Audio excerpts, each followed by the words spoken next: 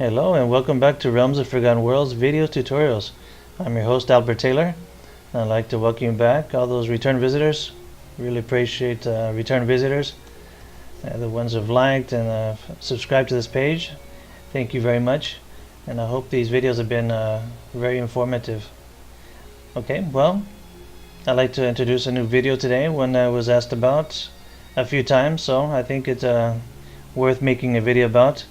Something we kind of touched on before, but kind of promised to break down videos be a little shorter than 30 minutes. So we're going to break them down a little bit more and be a little faster and dynamic and all that. Okay, so the question is, what's the difference between a normal book and a multi-option book? Alright, that's a very good question. Well, we could ask first of all, why hasn't there been any more multi-option books? Because most of you out there probably know what a multi-option book is by now, right? If you're watching these videos again, it's basically a book that has various options. Okay, well, the answer is sad but true. It's because in a multi-option book takes a little more effort to write, to develop, because it's a big project, actually several stories. But before we get into that, I know a lot of you have been waiting to see who our sponsor is. Mysterious sponsor, could be somebody really famous, a lot of money or something like that. And will we see who our sponsor is? Realms of Forgotten Worlds, a multi-option sci-fi adventure. Alright, so here's the email. Any comments, questions, feel free to email us there. And Facebook page as well, multi-option sci-fi. It's a new Facebook page. So well, leave any comments there that you like, any suggestions for book 2 as well. Okay, and what about this book? Since the topic is multi-option, this is a multi-option sci-fi, so we have 71 decisions, 234 chapters, 70 tragic endings, and one goal. Alright, so it's your adventure, you decide. Alright, sounds pretty interesting. Okay, it's available. We'll leave the links after this video down below if you want to check them out.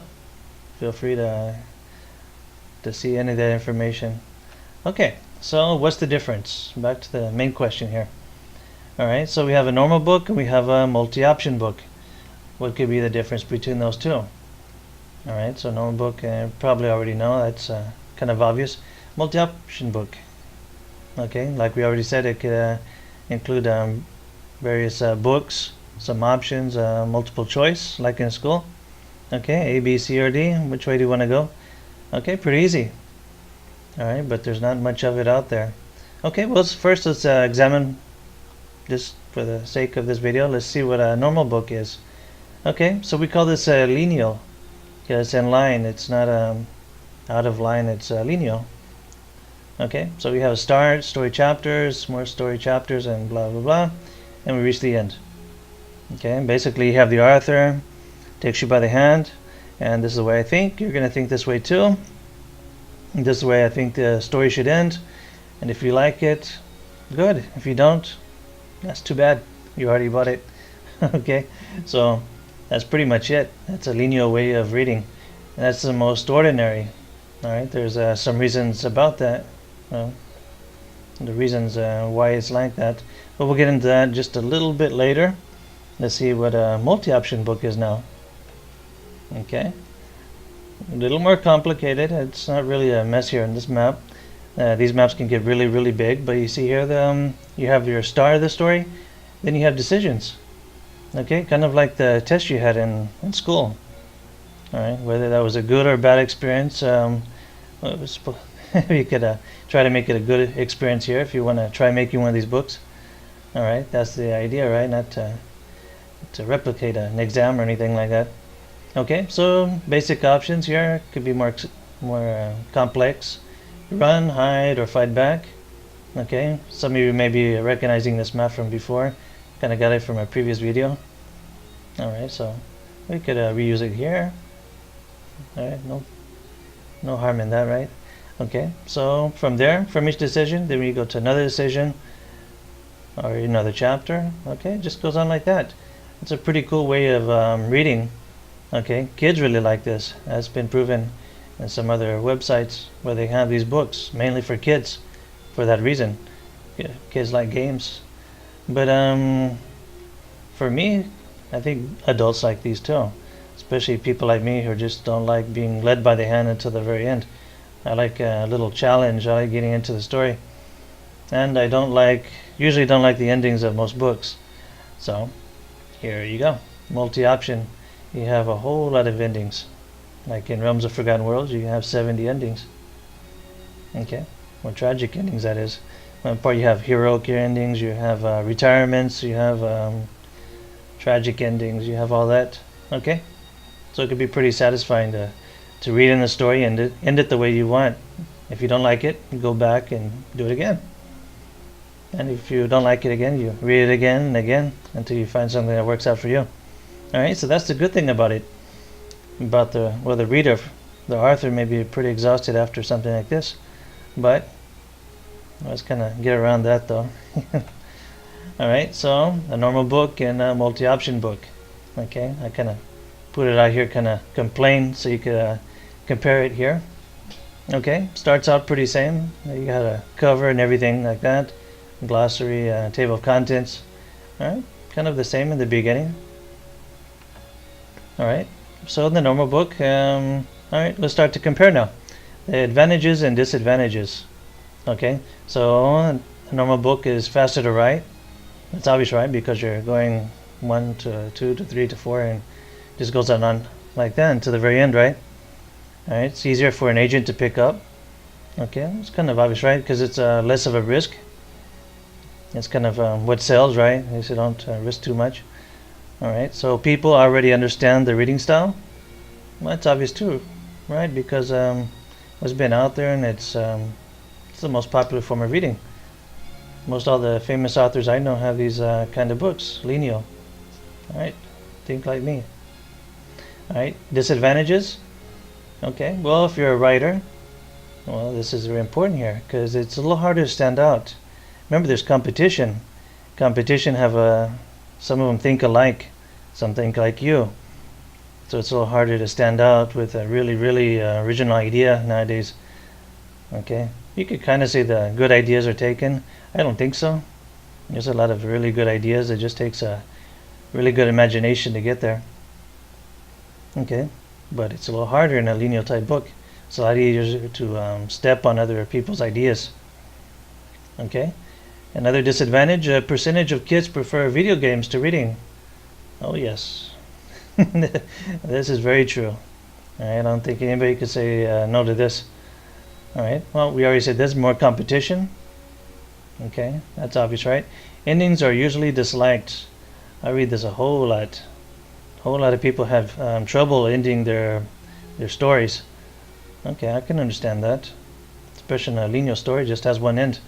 So it has to be really good. Okay, so the advantages and disadvantages. Alright, let's see a multi-option book. Alright, so we also have advantages and disadvantages. Alright, advantage number 1, stands out as something new, despite it's been around since the 80s, so go figure. Okay, people call it epic. Alright, people have been saying that about Realms of Forgotten Worlds. Looks like it's epic. Could it be? Okay, on average, kids like multi-option books. Alright, so that's kind of obvious in other places where they sell multi-option books. Usually 99.9% for kids.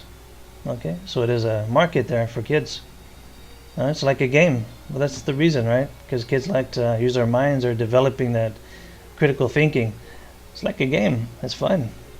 Okay, you don't have to just follow the story to the end. 1, 2, 3, and 4, and 5. I don't think anybody should like that too much. It has to be a really good story. Okay, for a writer, it's used to develop many endings. Okay, that's obvious. It's multi-option. You can have as many endings as you want. End it as tragically, as heroically as you want. Throw a little bit in there. A little bit of everything in there. Okay, so for that reason, you have more surprises. Okay, kids really like that too. I'm not saying this is more of a kids market, but adults like this too. Just have a surprise. Okay, so it can be read many times. But this is my favorite part. So if you don't like the story the first time, you go back in and you read it again until you find some kind of ending that you like. Or in some cases where it goes to book 2. Okay, that's a really, really good thing for me. All right, so disadvantages, it takes more time to develop. All right, that's usually the main reason I think a lot of people don't even consider this type of book. Okay, so it's harder for an agent to pick up. It could be a little risky, I guess.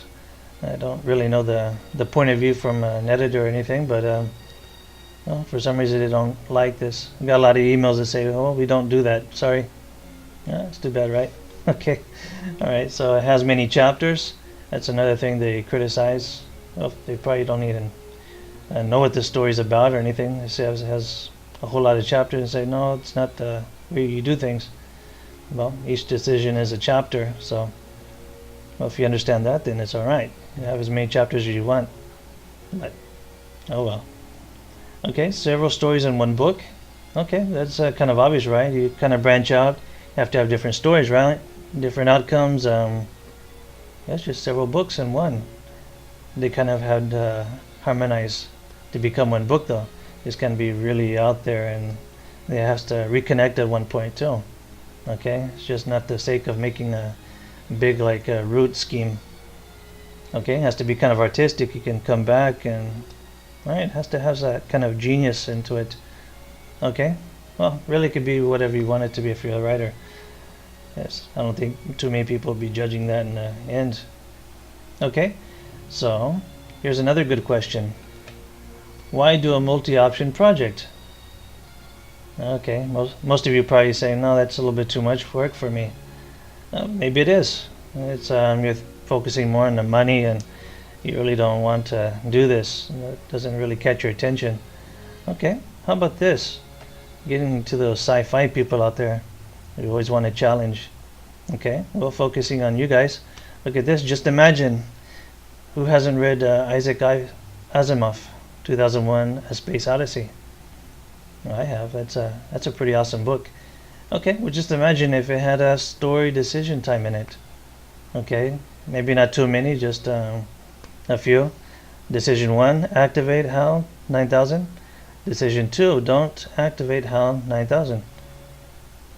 Wow, that would change a whole lot, right? That would make me want to read it a few more times. Definitely. All right. So that would be really cool, wouldn't it? Oh yeah. I would really like that. But unfortunately, he didn't write a multi-option book. So, well, maybe some of you can join me and make some more multi-option books like me. Okay. Well, just think about it, and as always, thanks for watching. Hope you liked this video. If you found it informative, please leave a like, visit our Facebook page, and leave your comments. And I hope to see you next time. Thanks a lot for watching.